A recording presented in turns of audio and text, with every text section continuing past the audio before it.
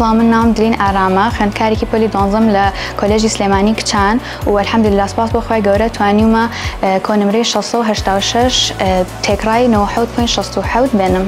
سەرەتا سپاسی خۆی گەورە ئاکەم کە بە پشتیوانی ئەوە توانیومە ئەم دەرەجەی بەدەست بێنم. سپاسی دایک و باوک و خێزانەکەم ئەکەم کە توانیویانە هەمیشە لەگەڵما بن. سپاسی مەکتەبەکەم و مامۆستاکانمەکەم کە هەمیشە ماندوو بوون لەگەڵما. کۆلێژەکەمان چەند پرۆگرامێکی تایبەتی هەیە بە خوێندکاری پۆلی 12. منی زۆر لەو پرۆگرامانە سوودمەند بووم، بە تایبەتی پرۆگرامی دوای مەکتەب کە توانیمە بچم پرسیارکەم لە مامۆستاکانم و پرۆگرامی دۆپینگ کە توانیمە لە مەکتەب بمێنمەوە بۆ سەعەیەکی باشتر و ڕێکوپێکتر و پرۆگرامی زیرۆ مستەی کە لە کاتی ئیزنەکەیە یارمەتی هەمووانەکانم بە جوانی بۆ ڕێکوپێکی تاوکەم و لەگەڵ ئەوەشە پرسیاری زیاتر ببینم و لە کاتی ئیزنەکەیە ئەوەنە بێتاقەت نەبم. پێشنیارم بۆ خوێندکارانی پۆلی 12 ئەم ساڵ ئەوەیە کە بەردەوام بن و کۆڵ نەدەن، هەڵ بدەن کە سرس نەبن و لەگەڵ سوڕی ڕۆژانەکانتانە بڕۆن، بێگومان بە تێکۆشان و هۆڵدان ئەتوانن بگەن بە ئامانجەکانتان.